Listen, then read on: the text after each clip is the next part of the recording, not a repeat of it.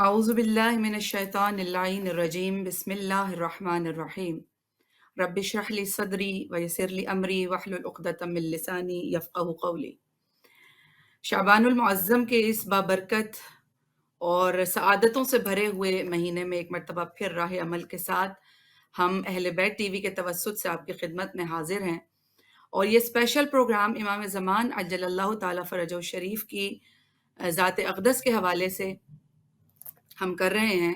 آپ دیکھ رہے ہیں کہ مہدویت اور انتظار، وہ امام، وہ منجی بشریت، وہ وارث مستضعفین، وہ وارث زمانہ، بقیت اللہ، حجت اللہ، یوسف زہرا عجل اللہ تعالی فرجہ الشریف، کہ جن کی تمام کائنات منتظر ہے، اور کیا کہنے ان لوگوں کے جو واقعاً امام کا انتظار کر رہے ہیں۔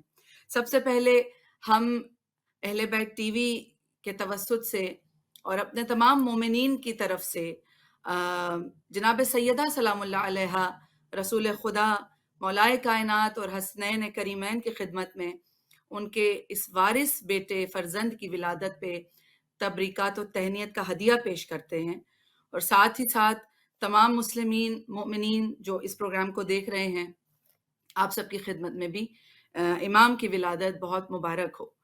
ہمارے اس پروگرام میں آج ہماری بہت بڑی ایک خوش بختی ہے کہ ہمارے بھائی حجت الاسلام والمسلمین، سرمایہ ملت، فخر ملت تشیع، جو مجلس علماء شیعہ کے صدر بھی ہیں اور اس مد میں اپنی دینی خدمات کو انجام دے رہے ہیں، اس جگہ کہ جہاں پر دین پر عمل کرنا از خود ایک جہاد ہے، وہاں لوگوں کو دین پر عمل کرنے، دین کی طرف لانے کا کام کرنا بہت بڑی معنی رکھتا ہے، اور یقیناً بہت بڑا کار ثواب ہے یہ ہمارے بھائی ادا کر رہے ہیں۔ یہ ایسی شخصیت ہیں کہ ماشاءاللہ ان کی مجالس آپ اردو زبان میں بھی سنتے ہیں اور انگلش زبان میں بھی سنتے ہیں۔ یعنی بعض اوقات ایسا ہوتا ہے کہ ہماری یوتھ جو بالخصوص یورپ اور ان ممالک میں رہتی ہے، ان کے لیے مشکل ہوتا ہے اردو زبان کو سمجھنا۔ پروردگار عالم نے ہمارے ان برادر کو یہ بھی عطا کیا ہے کہ یہ مختلف زبانوں میں بھی مجلس پڑھتے ہیں۔ متعدد کتابیں ایسی ہیں کہ جن کا انہوں نے ترجمہ کیا، جس میں سے ایک کتاب کتابت توحید شیخ صدوق کی موجود ہے۔ خود بھی انہوں نے متعدد کتابوں کو لکھا ہے، اور بغیر کوئی وقت ضائع کیے، ہم جانتے ہیں کہ آپ سب ان کو جانتے ہیں، ہمارا تعارف کرانا جو ہے وہ شاید کافی نہیں ہو، یہ اس سے بڑھ کر خدا نے ان کو عطا کیا ہے، اور ہم بہت مشکور ہیں، ممنون ہیں، سپاسگزار ہیں اپنے بھائی مولانا سید علی رضا رضوی صاحب کے کہ وہ اس پروگرام میں ہمارے ساتھ موجود ہیں۔ السلام علیکم ورحمۃ اللہ وبرکاتہ۔ وعلیکم السلام ورحمۃ اللہ وبرکاتہ۔ مولا کی ولادت، امام زمان عجل اللہ تعالیٰ فرجہ الشریف کی ولادت باسعادت کے اس موقع پہ ہم آپ کو تبریکات تہنیت پیش کرتے ہیں، مبارکباد پیش کرتے ہیں، اور چونکہ دامن وقت میں گنجائش ہمیشہ بہت کم ہوتی ہے ان پروگرامز کے اندر، تو ہم اپنے سوال کی طرف پہلے آ جائیں گے، جیسا کہ ہمارا ٹاپک ہے مہدویت اور انتظار۔ تو اللہ نے، پروردگار نے انسان کو اس انداز اور اہتمام سے بنایا ہے کہ اس کے خلق کرنے سے پہلے اس نے ہادی خلق کیے، تاکہ انسان ہدایت کی جو راہ گزر ہے، ہدایت کے راستے پر گامزن رہے، نہ کہ گمراہی، ضلالت و جہالت کے راستے پر۔ اور پھر یہ ہادی اور یہ رہبر اللہ نے جو بنائے، ان کا کام یہ ہے کہ وہ انسان کے اندر سے اس کے عقل کے خزانے کو تلاش کرتے ہیں، یعنی اس کے عقل کے خزانے سے اس کو خود انسان کو متعارف کراتے ہیں کہ وہ اپنے رب کو سمجھ سکے، اس کے عرفان کو حاصل کر سکے۔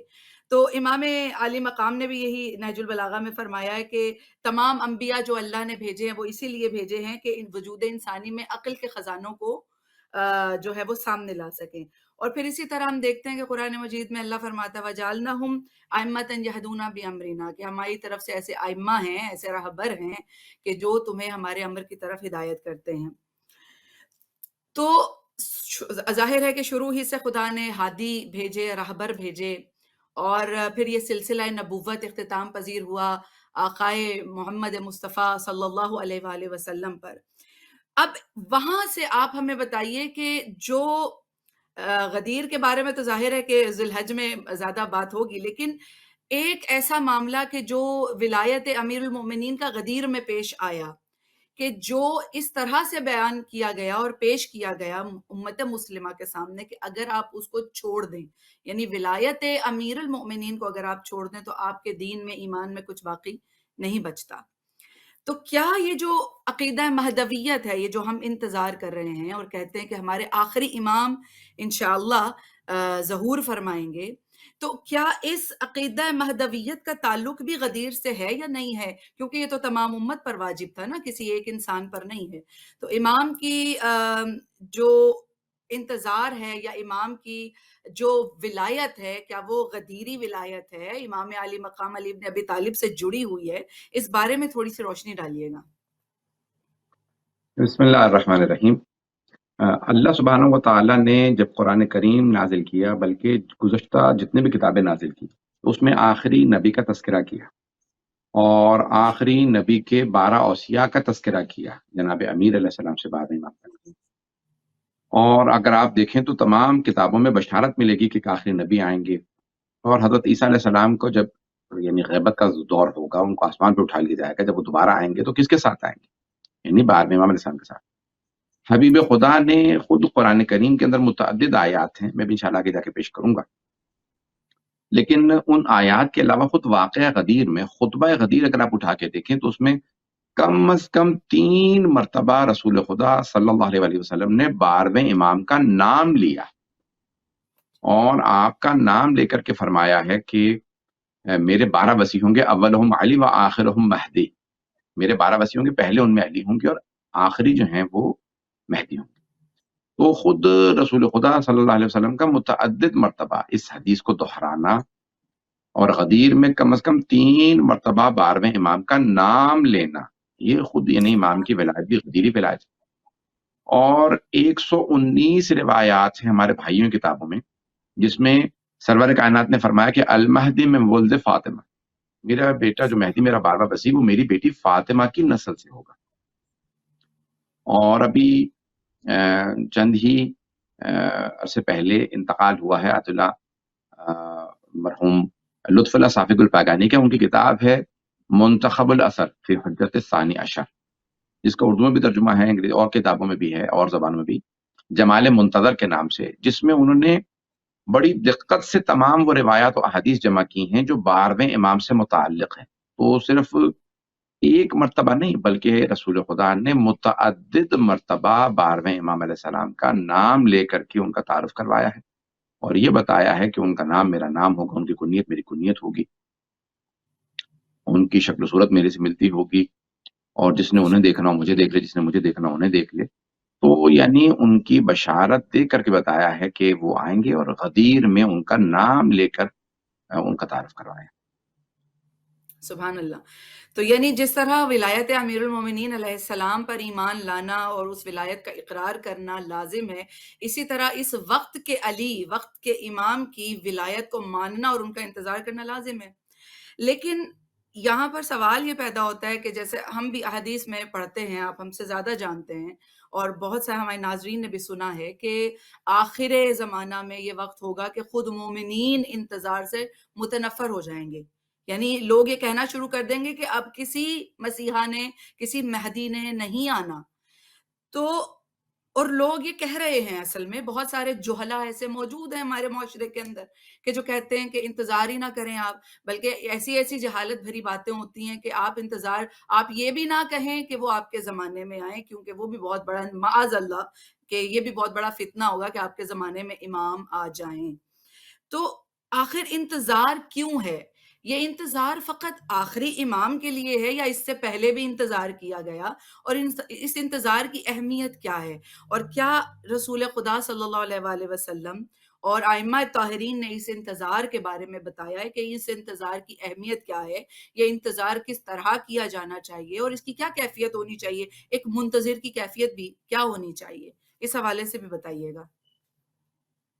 ایک تو خود شیخ صدوق رضوان اللہ علیہ نے اپنی کتاب اکمال الدین و اتمام النعمہ میں یہ حدیث سرور کائنات صلی اللہ علیہ وآلہ وسلم سے نقل فرمائی ہے، اور اس مضمون میں دسیوں احادیث اگر سینکڑوں نہیں، یعنی دسیوں میری نظر سے گزری ہیں، شاید سینکڑوں ہوں گی، کہ افضل العبادت ہے انتظار الفرج، سب سے جو افضل عبادت ہے وہ بعد امام علیہ السلام کے اس فرج کا انتظار کرنا، کہ اللہ جو مومنین سے اس کیفیت کو دور کرے گا کہ جو وہ ایک اضطراب کی کیفیت میں ہوں گے کہ کب ہمارے مسائل حل ہوں، کب مشکلات کی اللہ سبحانہ وتعالیٰ مشکل کشائی فرمائے گا بار میں امام علیہ السلام کے ذریعے، یعنی وہ آ کے کریں گے اس کام۔ بے شک لیکن یعنی خود انتظار کے معنی کیا ہے؟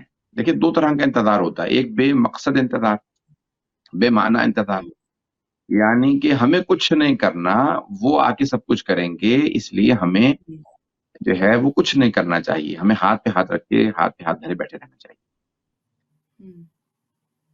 اور با مقصد انتظار یہ ہے کہ جب آپ کسی کو دعوت دیں، مثال کے طور پہ گھر پہ بھی کسی کو کھانے پہ بلائیں، تو انسان یہ کرتا ہے کہ گھر میں صفائی کرتا ہے، گھر کو پاک کرتا ہے، گھر میں کھانا بناتا ہے، گھر میں خوشبو لگاتا ہے، دسترخوان بچھائے گا، چاہے آنے میں جتنی بھی دیر ہو جائے انسان جو ہے وہ تیاری کرتا ہے، کسی کو بلاتا ہے تو اس کی تیاری کرتا ہے۔ ہم بلا رہے ہیں یا ان کے آنے کا انتظار کر رہے ہیں تو ہمارا با مقصد انتظار ہونا چاہیے، یعنی ہمارا انتظار، اس کا فلسفہ انتظار کیا ہے؟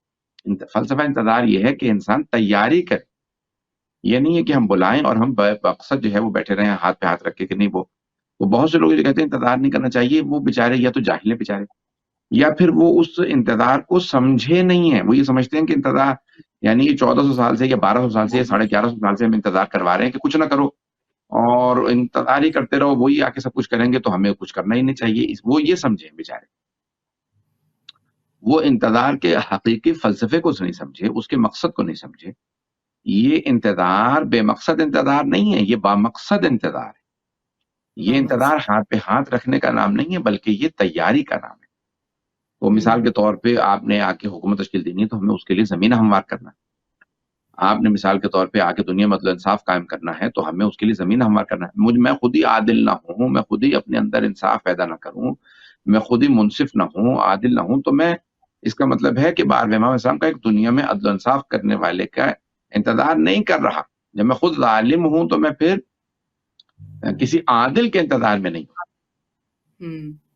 تو فلسفہ انتظار یہ ہے کہ انسان جو ہے وہ تیاری کرے اور یعنی دنیا میں زمین ہموار کرے، اور یہ جو اتنی تاکید دی گئی کہ کسی نبی کے، کسی امام کے جو منتظرین ہیں ان کا اتنا ثواب نہیں ہے، ان کا اتنا مقام نہیں ہے جو 12ویں امام علیہ الصلوۃ والسلام کے منتظرین کا مقام ہے۔ تو یہ جو کہا گیا کہ جو گزشتہ تمام انبیاء کے جو، کیونکہ ہر آنے والا نبی بعد والے نبی کی بشارت دیتا تھا کہ میرے بعد یہ نبی آئیں گے، ان کا انتظار کرو، تو سب کا انتظار اپنی جگہ، کیوں؟ کیونکہ 12ویں امام علیہ السلام کے ظہور سے پہلے فتنے سب سے زیادہ ہوں گے، ایمان کو خدشات سب سے زیادہ ہوں گے، انسان کے لیے مسائل سب سے زیادہ ہوں گے، پریشانیاں سب سے زیادہ ہوں گی، فتنے بہت زیادہ ہوں گے۔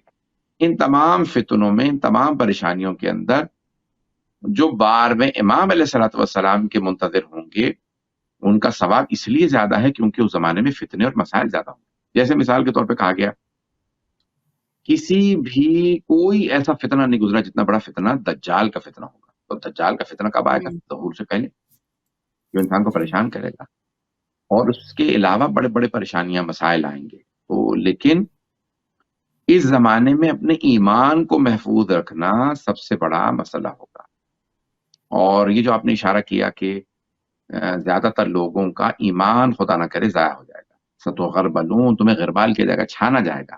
آٹا چھانتے ہیں نا تو اس میں سے جو مختلف اس میں کوڑے وغیرہ ہو، پتھر ہوں، کنکر ہوں، وہ سب جو ہیں وہ رہ جاتے ہیں اور آٹا پاک ہو جاتا ہے۔ ایسا ہی ہوگا کہ حتیٰ شیعوں کو چھانا جائے گا، اور خالص ترین جو شیعہ ہوں گے وہ صرف اور صرف امام علیہ السلام کے منتظرین میں ہوں گے، اور وہ صرف اور صرف امام علیہ السلام کے ان آخری جو چاہنے والوں میں، شیعوں میں شامل ہوں گے۔ تو ایک بہت بڑا امتحان اور آزمائش سے گزارا جائے گا ہمیں، ہم بڑی آزمائشوں سے گزریں گے، اور اس کے بعد پھر جا کر کے خالص ترین لوگ 12ویں امام کے آوان و انصار میں ہوں گے اور ان کے شیعوں میں شامل ہوں گے۔ بہت شکریہ، مفصل جواب آپ نے دیا، اور خدا کرے کہ جو سننے اور دیکھنے والے ہیں وہ ان چیزوں کو سن کر سمجھ کر عمل کرنے کی کوشش کریں کہ ہمارا انتظار با مقصد انتظار ہونا چاہیے۔ اور بڑا پیارا ایک شعر ہماری نظر سے گزرا ہے کہ ولا سے گھر کو سجا لیں تو آ بھی سکتے ہیں، ولا سے گھر کو سجا لیں تو آ بھی سکتے ہیں، دلوں کو کعبہ بنا لیں تو آ بھی سکتے ہیں، ابھی تو صرف زباں سے ہے التجائے ظہور، ابھی تو صرف زباں سے ہے التجائے ظہور، گر ان کو دل سے بلا لیں تو آ بھی سکتے ہیں۔ تو حقیقت یہی ہے کہ اگر ہم واقعاً منتظر ہیں تو ہمارا انتظار بھی بامقصد ہوگا اور ہمارے عمل میں وہ چیز نظر بھی آئے گی۔ مگر یہ چیز کہ ظاہر ہے کیونکہ شعبان معظم کا مہینہ اور امام کی ولادت، تو اس مد میں ہم یہ آپ سے پوچھنا چاہ رہے ہیں کہ جب امام علی مقام علیہ السلام کی ولادت ہوتی ہے سامرہ میں، اس وقت کے جو سیاسی حالات ہیں ظاہر ہے کہ وہ کافی خراب ہیں، اور وہ کیوں اتنے خراب حالات ہیں کہ جن حالات میں امام کی ولادت ہوتی ہے اور پھر امام زمان کو فوراً ہی ایک طرح سے غیبت میں جانا پڑتا ہے، وہ کیا وجوہات تھیں، کیا محرکات تھے کہ جس وجہ سے امام کو ولادت کے فوراً بعد ہی غیبت میں بھیج دیا جاتا ہے؟ اور آخری امام کے لیے ہی یہ غیبت کیوں ہے؟ اس سے پہلے جو امام آئے ہیں 11 امام، ان کے لیے غیبت کیوں نہیں تھی؟ ہاں دیکھیں، پہلی چیز یہ ہے کہ حالات سیاسی، کیونکہ سب جگہ مشہور تھی یہ بات کہ میرے 12 بسی ہوں گے اور 12واں میرا لال یملا الارض قسطا وعدلا کما ملا ظلم و جورا، دنیا کو عدل و انصاف سے ایسے بھر دے گا جیسے وہ ظلم و جور سے بھری ہوئی ہوگی۔ بے شک۔ اب ہمیں کئی جو بیچارے سادہ عوام ہوتے ہیں نا، انہیں کئی مرتبہ اندازہ ہی نہیں ہوتا کہ یہ پتہ نہیں ظالم ہے نہیں ہے عادل ہے، لیکن جو ظالم ہوتا ہے اسے خود تو پتا ہوتا ہے میں ظالم ہوں، اور یہ جو کہا گیا کہ ظلم کو نابود کر دیا جائے گا، تو وہ ڈرتے تھے، بنی عباس ڈرتے تھے کہ بھئی یہ نابود جو کیا جائے گا وہ ہمیں ہی نابود کیا جائے گا، ہمیں ہی مارا جائے گا، وہ 12واں آ کے ہماری تخت الٹے گا۔ تو وہ دو کام کرتے تھے، کہ تو جاسوسی کرواتے تھے کہ بھی 12ویں کی ولادت نہ ہو، قتل کر دی جائے بچے کو، جیسے نمرود حضرت ابراہیم علیہ السلام کو مارنا چاہتا تھا، یا جیسے فرعون حضرت موسیٰ علیہ السلام کو مارنا چاہتا تھا، ایسے ہی 12ویں امام علیہ السلام کے بھی ولادت سے پہلے ان کے جو زمانے میں حکمران تھے بنی عباس، وہ چاہتے تھے کہ یہ 11ویں ہیں امام حسن علیہ السلام، تو انہیں کی ہم 12ویں نے آنا، ایک تو جاسوسی ہو اور ایک تو مار دی جائے۔ تو امام کی ولادت جیسے حضرت ابراہیم حضرت موسیٰ کی ولادت چھپی ہوئی تھی، اسی طرح سے 12ویں امام کی بھی ولادت چھپی ہوئی تھی، ان کی والدہ کے آثار نہیں تھے، یعنی اللہ نے ان کو چھپا کے رکھا۔ دوسرے بے یہ شک۔ کہ سب کو یہ اندازہ تھا یہی 12ویں ہیں تو ان کو یہی آ کے دنیا میں عدل انصاف قائم کریں گے، پیغمبر اسلام نے فرمایا، تو وہ چاہتے تھے کہ ان کو مارتے، تو اس لیے 11ویں امام نے ان کو چھپا کے رکھا، ان کا تعارف نہیں کرواتے تھے، انہیں گھر سے باہر نہیں جانے دیتے تھے، اور جب وہ 5 یا 6 برس کے ہوئے 260 ہجری میں، جب چھٹے امام کی 260 ہجری میں شہادت ہوئی، تو ان کی غیبت شروع ہو گئی، غیبت صغریٰ، اس کے بعد غیبت کبریٰ۔ تو 12ویں ہی امام کی کیوں غیبت؟ کیونکہ تاکہ دنیا کو مہلت دی جائے کہ 12ویں نے آ کے دنیا میں عدل انصاف قائم کرنا ہے، تو کوئی یہ نہ کہ مجھے مہلت نہیں ملی، بھئی اب تو مہلت مل گئی سب کو، اب سب کے سب اپنے آپ اپنی اصلاح کر لو، اصلاح کر لو تاکہ تم 12ویں کے ساتھ ہو، ایمان لے آؤ اور اپنی اصلاح کرو۔ اور ان کی جان بچانا اللہ کے لیے مقصود تھا، اللہ نے ان کی جان بچانے کے لیے ان کو غیبت میں رکھا۔ کیوں؟ اللہ نے 11 امام بھیجے، لوگوں نے 11 کو شہید کر دیا، حضرت علی کو شہید کیا، امام حسن کو شہید کیا، حضرت علی کو تلوار سے، امام حسن کو زہر سے، امام حسین کو تلوار سے، یعنی باقی ائمہ کو پھر زہر دے دے کے شہید کرتے رہے۔ تو اب اللہ نے 12ویں امام علیہ السلام کو اس لیے غیبت میں رکھا ہے تاکہ لوگ انہیں شہید نہ کر دیں، وہ دنیا میں عدل انصاف قائم کرنے آئے، اس لیے اللہ نے 12ویں کو غیبت میں رکھا۔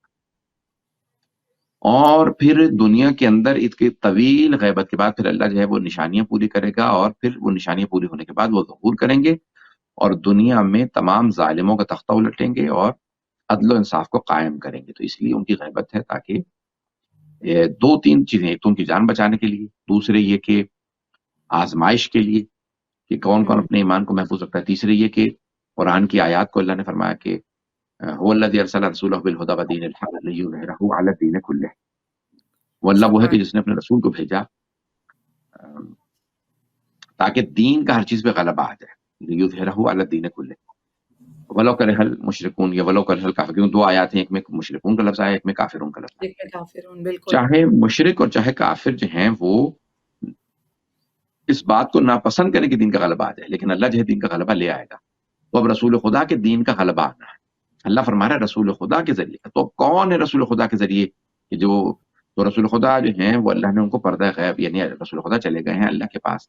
تو اب اس کا مطلب ہے ان کا ہی کوئی وسیع دنیا میں غلبہ لے کے آئے گا دین کا، وہ 12ویں امام علیہ السلام. سبحان اللہ. جیسے مثال کے طور پہ سورہ انبیاء 21واں سورہ، اس کی آیت نمبر 105 ہے ظاہر، جس میں اللہ سبحانہ و تعالیٰ ارشاد فرماتا ہے کہ وَلَقَدْ كَتَبْنَا فِي الزَّبُورِ مِن بَعْدِ الذِّكْرِ أَنَّ الْأَرْضَ يَرِثُهَا عِبَادِيَ الصَّالِحُونَ.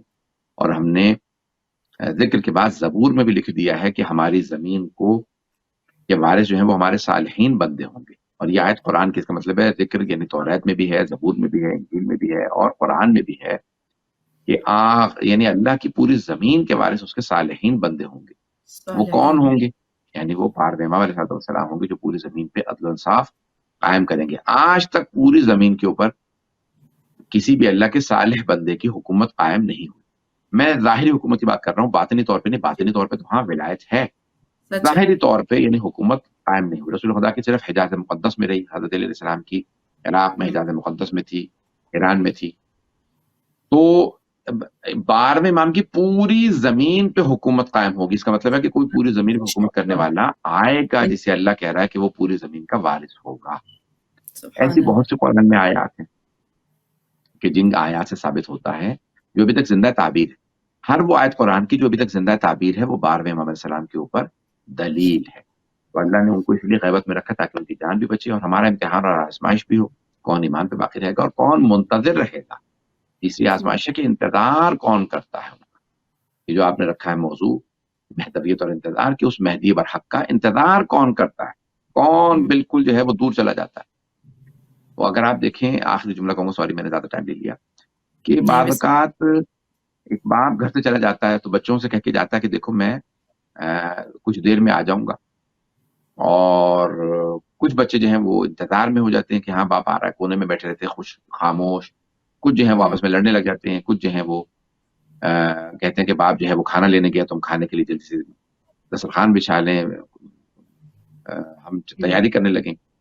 کچھ جو ہے مار پیٹ کرنے لگ جاتے ہیں، کچھ مار کھانے لگتے ہیں. یعنی الگ الگ بچے الگ الگ اس کا تاثر دکھاتے ہیں.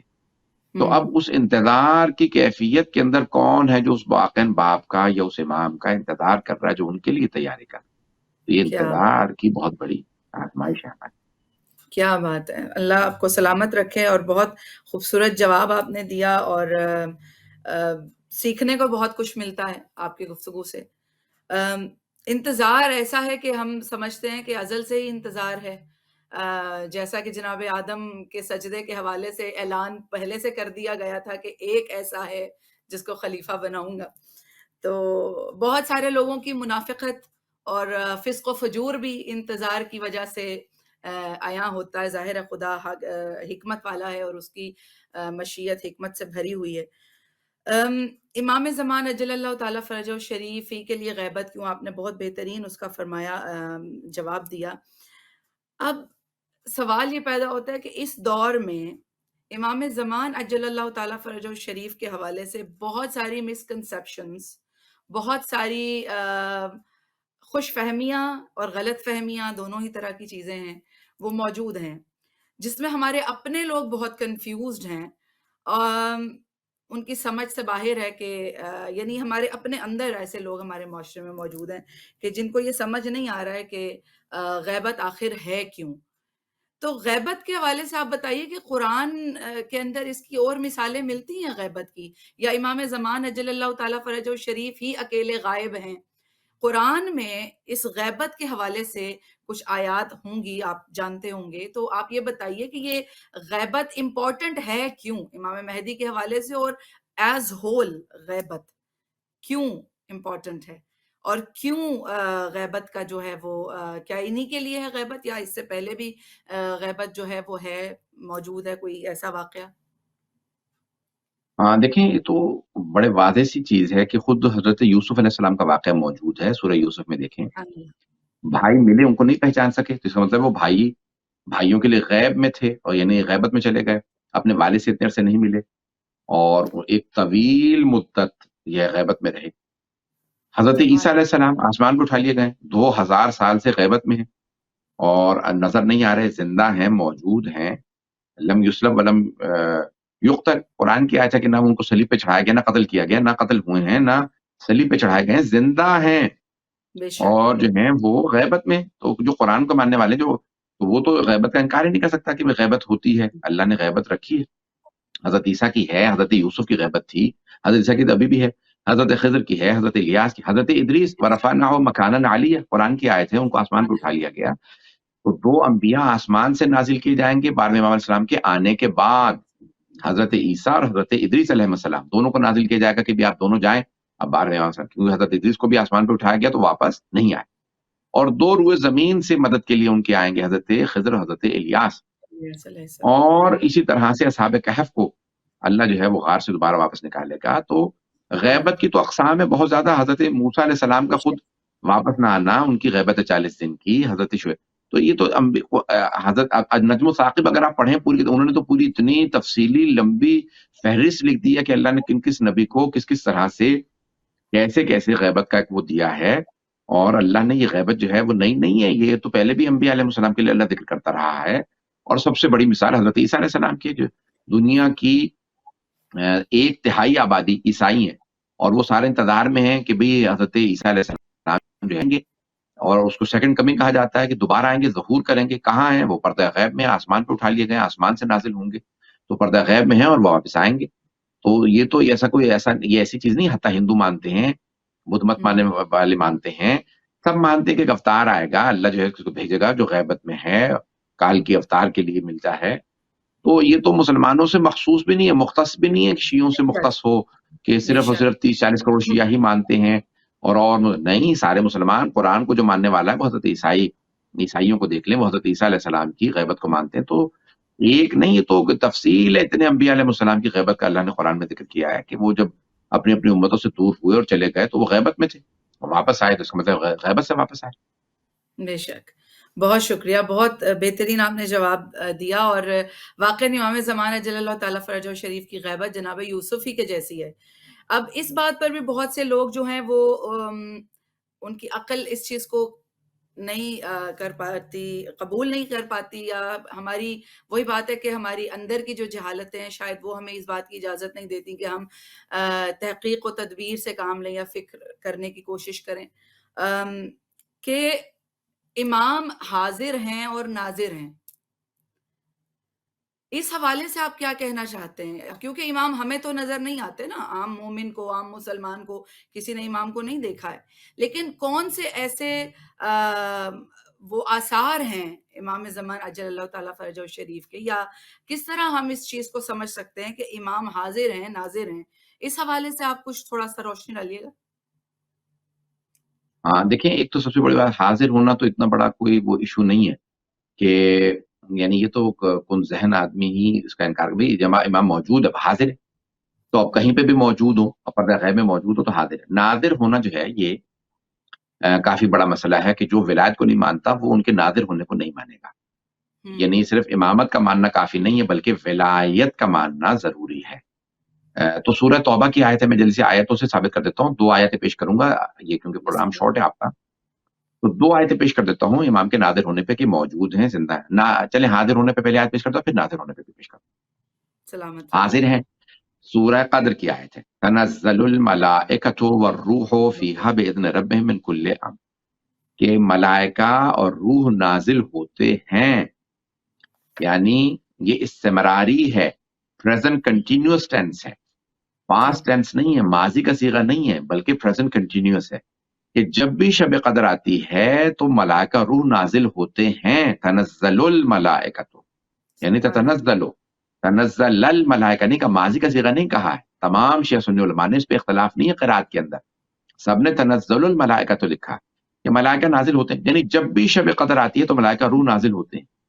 کیا کرنے کے لیے؟ تنزل الملائکۃ والروح فیہا باذن ربہم من کل امر، ہر امر کو لے کے نازل ہوتے ہیں. فیہا یفرق کل امر حکیم، سورۃ دخان میں اللہ نے فرمایا. وَيَسْأَلُونَكَ عَنِ الرُّوحِ قُلِ الرُّوحُ مِنْ أَمْرِ رَبِّي، روح جو ہے میرے رب کا امر ہے. یعنی کس نے دنیا میں آنا، کون بچہ پیدا ہوگا، کون دنیا سے جائے گا، یہ امر ہے. تو ہر امر کو لے کے نازل ہوتے ہیں. رزق امر ہے، موت امر ہے، حیات امر ہے، ہر امر کو لے کے ملائکہ نازل ہوتے ہیں. کس کی بارگاہ میں؟ تو کوئی ایسا ہے نا کہ جو رسول جیسا ہے پیغمبر اسلام کے زمانے میں ان پہ سبحان اللہ۔ نازل ہوتے تھے، اس کے بعد جناب امیر پہ نازل ہوتے تھے. آج بھی پیغمبر جیسا کوئی موجود ہے جن پہ ملائکہ اور روح نازل ہوتے ہیں، سبحان اللہ۔ اور ہر امر کو لے کے نازل ہوتے ہیں. ہر امر جو ہے ان کی خدمت میں پیش کرتے ہیں کہ اس سال میں یہ کچھ ہونے والا ہے، یہ اللہ نے آپ پہ نازل فرمایا ہے. تو یہ ان کے حاضر ہونے کا، نازل ہونے کی ایک دلیل ہے کہ وہ موجود ہیں، زندہ یہاں پہ حی وہی ہوگا، اور ان کے اوپر سارے امر جو ہے اللہ نازل فرماتا ہے. سورہ توبہ کی آیت ہے. یعنی یہ بھائی دیکھیں، یہ پوری مجلسوں کے موضوعات ہے کہ گھنٹے، ڈیڑھ گھنٹے، دو گھنٹے کے میرے موضوعات ہیں. میں جو خلاصہ کر کے کوشش کر رہا ہوں خدمت میں پیش کر دوں. دوسرا سلامت جیسے سورہ توبہ کے اندر آیت ہے سیر اللہ عملکم قل اعملوا، اے میرے حبیب کہہ دیجیے عمل کرو. قل اعملوا، عمل کرو. وسیر اللہ عملکم، اللہ تمہارے عمل کو دیکھ رہا ہے. تم عمل سبحان کرو، اللہ تمہارے عمل کو دیکھ رہا ہے. اللہ عمل کو دیکھ رہا ہے. یہ نہ سوچو میں تو تنہا تھا، میں نے نماز پڑھی تہجد کی، میری تو نماز ضائع ہو گئی، کسی کو پتہ ہی نہیں چلا میں نے نماز پڑھی. بھائی نماز اللہ کے لیے پڑھی تھی، اللہ کہہ رہا ہے میں عمل کو دیکھ رہا ہوں. قل اعملوا، اے میرے حبیب کہیے تم عمل کرتے رہو، نیک عمل کرو. قل اعملوا وسیر اللہ عملکم ورسولہ والمؤمنون. کون کون دیکھا تمہارے عمل کو؟ اللہ تمہارے عمل کو دیکھ رہا ہے، اس کا رسول تمہارے عمل کو دیکھ رہا ہے. رسول خدا دنیا سے چلے گئے ہیں لیکن عمل کو دیکھ رہے ہیں. کیا بات ہے۔ حاضر و ناظر ہے، تبھی تو عمل کو دیکھ رہے ہیں. ابھی بھی بے شک۔ سارے مومنین سے کہہ تو عمل کریں، اللہ تمہارے عمل کو دیکھ رہا ہے، اس کا رسول بھی عمل کو دیکھ رہا ہے. صرف اللہ ہی نہیں، وہ حاضر و ناظر ہے، اس کا رسول بھی دیکھ رہا ہے. وہ جو کہتے ہیں رسول مر گیا، ختم ہو گیا، معاذ اللہ استغفر اللہ تعالی، اب وہ مر گئے، ان کو مدد کے لیے نہیں بولا. اللہ کہہ رہا ہے عمل کو دیکھ رہا ہے. کچھ لوگ کہہ سکتے ہیں کہ نہیں یہ تو ان کی حیات سے متعلق تھی. نہیں، قرآن کی آیت قیامت تک کے لیے ہے. بے شک۔ مضارع کا صیغہ وَسَيَّرَ اللَّهُ عَمَلَكُمْ، دیکھ رہا ہے، دیکھتا رہے گا. بے تو شک۔ سیر اللہ عملکم ورسول والمؤمنون، اور کچھ ایسے مومن ہیں جو عمل کو دیکھ رہے ہیں. وہ کون ہے؟ مجھے تو نظر نہیں آ رہا. میں تو آپ کے نیک اعمال کو نہیں دیتا. جب آپ صدقہ دیتی ہیں، جب آپ خمس نکالتی ہیں، جب آپ نماز پڑھ رہی ہوتی ہیں، مجھے تو نہیں پتا ہوتا کہ آپ نماز کب پڑھ رہی ہیں، کہاں پڑھ رہی ہیں. اس کا مطلب ہے کوئی ایسا امام ہے جو رسول جیسا ہے کہ جو آج موجود ہے اور ہمارے سارے اعمال کو دیکھ رہا ہے. سبحان اللہ۔ وہ حاضر و ناظر ہے، تبھی تو وہ ناظر ہے، تبھی تو وہ دیکھ رہے ہیں اعمال کو. تو یہ آیت ہے، بڑے بڑے ہمارے تمام علماء نے اس آیت کو استعمال کیا ہے امام کو حاضر و ناظر ثابت کرنے کے لیے. یہ امام معصوم سے روایت ہے کہ یہاں مومنون سے مراد صرف ہم 12 امام ہیں جو ہم تمام اعمال کو دیکھتے ہیں. بے شک۔ تو یہ اعمال کو ہمارے دیکھ رہے ہیں، اور یہ مراد اس سے ہمارے ائمہ اہل بیت علیہ الصلوۃ والسلام کے جو ہر عمل کو دیکھتے ہیں. بے شک۔ بے شک۔ یہی وہ نقطہ تھا جس طرف ہم آپ کو لانا چاہتے تھے، اور آپ نے بہت خوبصورت طریقے سے اس کو قرآن کی روشنی میں ہم سب کے سامنے پیش کیا. خدا آپ کی توفیقات خیر میں، آپ کے علم و فضل میں بہت زیادہ اور اس سے بھی بڑھ کر اضافہ فرمائے. بس کیونکہ بہت ٹائم کم رہ گیا ہے، ہم یہ چاہتے کہ شعبان معظم کی باقی بھی تمام ولادتیں ماشاءاللہ خدا تمام مومنین کو ہم مبارکباد ایک مرتبہ پھر پیش کرتے ہیں، اور آپ کو بھی پیش کرتے ہوئے آپ سے یہ پوچھنا چاہتے ہیں کہ اس ولادت بسعادت امام زمان مہدی دورہ عجل اللہ تعالی فرجہ الشریف کے موقع پر آپ ہماری یوتھ کے لیے، اور ان جنرل مومنین کے لیے بھی، لیکن ہماری یوتھ کے لیے کیا پیغام دینا چاہیں گے؟ کیونکہ دے آر آور فیوچر، اور جب تک ہمارے بچے، ہمارے یہ نوجوان امام سے کنیکٹڈ نہیں ہوں گے تو پھر شاید کچھ اتنا اچھا انجام نہ ہو سکے. تو ان کے لیے کیا پیغام مولا کی ولادت کے حوالے سے آپ دینا چاہیں گے؟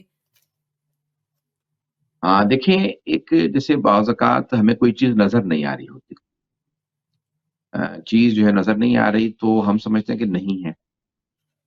جیسے اللہ سبحانہ و تعالیٰ موجود ہے تو یعنی ہم اس کو دور نہ سمجھیں کہ دور ہے. اللہ نے اس کو اپنے آپ کو سمجھانے کے لیے کہا نحن اقرب الیہ من حبل الورید، ہم انسان کی شہرک سے زیادہ قریب ہیں. بے تو شک۔ اس نے سمجھانے کے لیے فرمایا. تو اب کئی مرتبہ لوگ سمجھتے ہیں کیونکہ امام غیبت میں تو ہمیں دیکھ نہیں رہے، وہ ہمیں دیکھ رہے ہیں، ہمارے اچھے اعمال بھی دیکھ رہے ہیں، ہمارے گناہوں کو بھی دیکھ بے شک۔ رہے ہیں، اور وہ ہماری تمام چیزوں کے اوپر ناظر ہے. اور اسی طرح سے مثال کے طور پہ ہم سمجھتے ہیں کہ پتہ نہیں ہیں بھی کہ نہیں ہے. نہیں، امام زمانہ مجاز نہیں ہے، وہ حقیقت ہے. بے شک۔ بے شک۔ یہ بڑا اہم ہے کہ ہم یہ سمجھیں کہ وہ حقیقت ہیں. اور جب ہم یعنی مسائل سے گزر رہے ہوتے ہیں تو ہمارے امام ہمارے ان مسائل کو دیکھ رہے ہوتے ہیں. جیسے ایک آدمی نے امام علی نقی علیہ السلام یہ امام موسیٰ کاظم علیہ السلام کے لیے پیغام بھیجا کہ ایک جو ان کے وکیل جا رہے تھے، کہا کہ امام سے کہو میرے لیے دعا کر دے، میں بہت زیادہ پریشان ہوں، میری پریشانی دور ہو جائے۔ تو امام علیہ السلام نے کہا جب واپس جانا تو اس سے کہنا ہم تم سے غافل کب ہیں کہ جو تم ہمیں کہہ رہے ہو کہ ہم تمہیں یاد کریں۔ سبحان اللہ۔ تو امام ایک حقیقت ہیں، امام اس وقت موجود ہیں۔ جیسے بہت سے لوگ کہتے ہیں پتہ نہیں جنت کیا ہوگی، کیا نہیں ہے، مخلوقان الجنت والنار، مخلوق جنت و دوزخ اس وقت موجود ہیں، کہیں باہر موجود ہیں، اور وہ اللہ نے خلق کر دی ہیں اور وہ سجا دی ہے جنت۔ اسی طرح سے 12ویں امام علیہ السلام موجود ہیں۔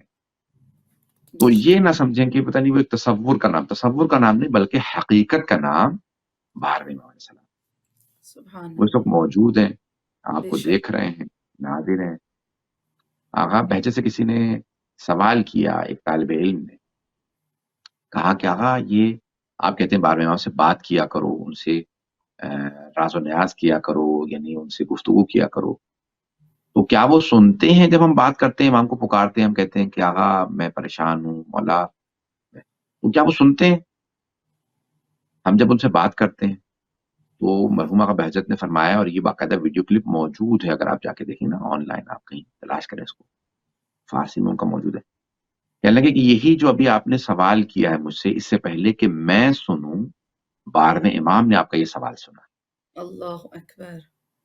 اور یہ جو میں جواب دے رہا ہوں اس سے پہلے کہ آپ سنیں 12ویں امام میرا یہ جواب سن رہے ہیں، پھر آپ سن رہے ہیں۔ اذن اللہ الواعی، اللہ کا سننے والا کان، اللہ کی کیا بات، دیکھنے والی آنکھ، سبحان وجہ اللہ۔ اللہ، لسان اللہ، اذن اللہ، عین اللہ، تو یہ وہ سن رہے ہیں، وہ دیکھ رہے ہیں، یہ ہمارے گناہوں کی وجہ سے ہماری آنکھوں پہ پردے ہیں، ہمارے کانوں پہ پردے ہیں، ہمارے وجود پہ پردہ ہے، امام موجود ہیں، ہمیں دیکھ رہے ہیں۔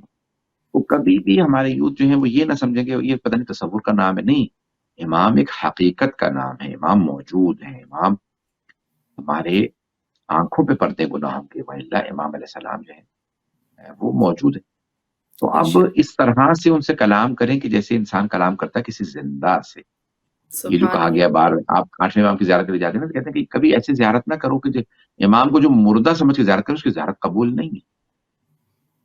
تو جب آپ اس پڑھتے ہیں السلام کی زیارت کا تو کہتے ہیں کہ اشہد انک تسمع کلامی وترد سلامی وتشہد مقامی، کہ میں گواہی دیتا ہوں کہ آپ میرے سلام کا جواب دیتے ہیں، آپ میرے مقام کو دیکھ رہے ہیں، آپ گواہ ہیں میرے اعمال پہ، میری زیارت پہ، آپ میرے کلام کو سن رہے ہیں۔ تو یعنی یہ الفاظ ہمیں سمجھ میں بھی آئے ہیں کہ ہم کیا ادا کر رہے ہیں جو امام کی زیارت کے لیے جاتے ہیں۔ وہ جو شہید ہو چکے ہیں وہ ہمارا کلام سن رہے ہیں، ہمارے مقام کو دیکھ رہے ہیں، ہمارے سلام، وہ گواہ ہیں۔ تو یہ تو ہمارے سامنے، تو اس لیے ان کی حیات و ممات جو ہے وہ برابر ہمارے جیسی نہیں ہے۔ ہم زندہ ہو کے بھی مردہ ہیں، وہ شہید ہو کے بھی زندہ ہے۔ سبحان تو اللہ۔ اور اس وقت ہم 12ویں امام کی امامت میں ہیں، تو اس لیے میرا پیغام یہی ہے کہ ان کی حقیقت کو درک کرنے کی کوشش کریں۔ بہت خوب۔ یعنی جو آغا بہجت کا آپ نے حوالہ دیا، بہت ہی خوبصورت بات، خدا کے اس بندے نے جسے خدا نے بہت عطا کیا، ان کی زبان سے جاری ہوئی کہ ہمارے بولنے سے پہلے وقت کے امام ہماری بات کو سن رہے ہیں، اور آپ کے کہنے سے پہلے وقت کے امام آپ کی بات کو سن رہے ہیں۔ تو پھر وہ منتظر کیسا منتظر ہے کہ جو یہ جانے، یہ درک کرے، یہ پرسیو کرے کہ وقت کے امام موجود ہیں، ہمیں دیکھ رہے ہیں، اور پھر اس کی زبان سے جھوٹ نکلے، پھر اس کی زبان سے فتنہ گری کی باتیں ہوں، پھر وہ شرپسندی کی بات کرے، پھر وہ چغلی کرے، غیبت کرے، پھر وہ جھوٹ بولے۔ وہ کیسا منتظر ہے؟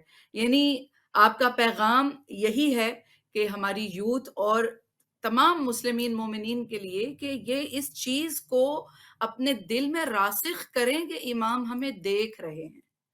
اور جب ہم اس چیز کو اپنے دل میں راسخ کریں گے، اپنے دل کو اس یقین تک لے آئیں گے کہ امام ہمیں دیکھ رہے ہیں، تو پھر ہماری زبانیں گناہ نہیں کریں گی، پھر ہماری آنکھ گناہ نہیں کرے گی، پھر ہمارے قلوب جو ہیں وہ گناہوں کی سیاہی میں مبتلا نہیں ہوں گے، پھر ہم گمراہی، ضلالت اور جہالت کو اپنا دوست نہیں بنائیں گے، بلکہ باب مدینۃ العلم کے بھکاری بن کر اپنے عمل میں حیدری، اپنے عمل میں علوی، اپنے عمل میں زینبی فاطمی بن کر اٹھیں گے، اور پھر یوسف زہرا کی آواز پر لبیک کہنے والوں میں شامل ہوں گے۔ آپ کا ایک ایک لفظ، آپ کی ایک ایک جملہ ایسا نہیں تھا کہ کتابی لگے۔ پروردگار عالم آپ کے علم میں اس سے بھی بڑھ کر اضافہ کرے، اور باب مدینۃ العلم اپنے علوم کے دروازے آپ پر، آپ کی آنے والی نسلوں پر اسی طرح کھول دیں، وا کر دیں انشاءاللہ۔ بہت ہی خوبصورت آپ نے ہماری سب کی رہنمائی فرمائی، اور جو نالج ہمارے ساتھ شیئر کیا۔ یہ دعا ہے کہ پروردگار ہمیں ویسا بنا دے جیسا وہ چاہتا ہے، ویسا نہ بنائے جیسا ہم چاہتے ہیں، کیونکہ ہم اپنے لیے ضلالت کو اور گمراہی کو پسند کرتے ہیں۔ تو انشاءاللہ ان ہستیوں کے صدقے میں جن کی ولادتیں ہم منا رہے ہیں، اور یہ ولادتیں منانے کا مقصد بھی ظاہر ہے یہی ہے کہ ہمارا عقیدہ جلا پائے، ہمارے ایمان کو مزید روشنی ملے، ہمارا یقین مزید کامل ہو جائے۔ یہی وجہ ہے کہ ہم ان کی ولادتوں کو مناتے ہیں، تاکہ ان کے حوالے سے اور ان کے ذریعے پہنچنے والے جو پیغامات ہیں اور جو دین کی حقیقت ہے وہ ہم تک پہنچے، اور اس پر ہم عمل کرنے کے قابل ہوں۔ اور پروردگار تمام جو دیکھ رہے ہیں لوگ، ان کو اس بات کی توفیق دے کہ آپ کی سنی جو آپ نے باتیں کہیں ان پر عمل کرنے کی کوشش کریں۔ اور یہ ضرورت ہے وقت کی کہ پھر ضرورت ہے کوئی حاصل ایمان آئے، پھر ضرورت ہے کوئی حاصل ایمان آئے، مالک کون و مکان نازش دوراں آئے۔ لوگ قرآن کی خاموشی کا اڑاتے ہیں مذاق، لوگ قرآن کی خاموشی کا اڑاتے ہیں مذاق، کاش ایسے میں کوئی بولتا قرآن آئے۔ انشاءاللہ پروردگار ہمیں، آپ کو، تمام مومنین کرام کو، اور تمام وہ لوگ جو مہدی دوراں یوسف زہرا عجل اللہ تعالیٰ فرجہ الشریف کے انتظار میں ہیں، خدا ہم سب کو اس بات کی توفیق دے کہ اپنے عمل کے ساتھ، کردار کے ساتھ، اپنی سیرت کے ساتھ، اپنے پاکیزہ اذہان، قلوب اور ارواح کو لے کر اپنے امام کی خدمت میں حاضر ہوں، اور ان کے آوان میں ہمارا نام انشاءاللہ لکھا جائے۔ ہم آپ کا بہت شکریہ ادا کرتے ہیں مولانا علی رضا رضوی صاحب، کہ آپ نے اپنے قیمتی ترین وقت سے ہمیں ٹائم نکال کر دیا راہ عمل پروگرام کے لیے۔ اور چونکہ چینل اہل بیت ٹی وی ہے، تو اس کا اصلی جو آپ کو ریوارڈ ہے وہ اہل بیت علیہم السلام ہی دیں گے انشاءاللہ۔ لیکن ہم بہت سپاس گزار ہیں، ممنون ہیں کہ آپ نے ہمارے لیے وقت نکالا، اور ہم اس کے بعد بھی آپ کو انشاءاللہ زحمت دیں گے اور اس پروگرام میں آنے کے لیے، کیونکہ آپ کا علم اور آپ کے انداز گفتگو بہت سارے لوگوں کے دلوں کو بھی چھوتا ہے اور اثر کرتا ہے، کیونکہ آپ ایک خود بعمل انسان ہیں انشاءاللہ۔ بہت شکریہ۔ اس کے ساتھ ہی تمام دیکھنے والوں، تمام ناظرین کی خدمت میں سلام پیش کرتے ہوئے اس دعا کے ساتھ اجازت لیں گے کہ جہاں بھی رہیں اپنا خیال رکھیں، اپنے ارد گرد والوں کا خیال رکھیں، اپنے اخلاق پر کام کریں، دوسروں کے اخلاق پر انگلیاں نہ اٹھائیں، اس لیے کہ اپنی تصحیح کرنا، اپنی اصلاح کرنا سب سے زیادہ ضروری ہے۔ اور اسی دعا کے ساتھ کہ خدا ہمیں اپنی اصلاح کرنے کی توفیق عطا فرمائے۔ جہاں رہیے خوش رہیے، اور اپنے ارد گرد رہنے والوں کو بھی خوش رکھیے۔ مولا کی ولادت ایک مرتبہ پھر آپ سب کو مبارک، اور ماہ شعبان کے اعمال میں اور دعاؤں میں ہمیں اہل بیت ٹی وی کو، مولانا صاحب کو یاد رکھیے گا انشاءاللہ۔ والسلام علیکم ورحمۃ اللہ وبرکاتہ۔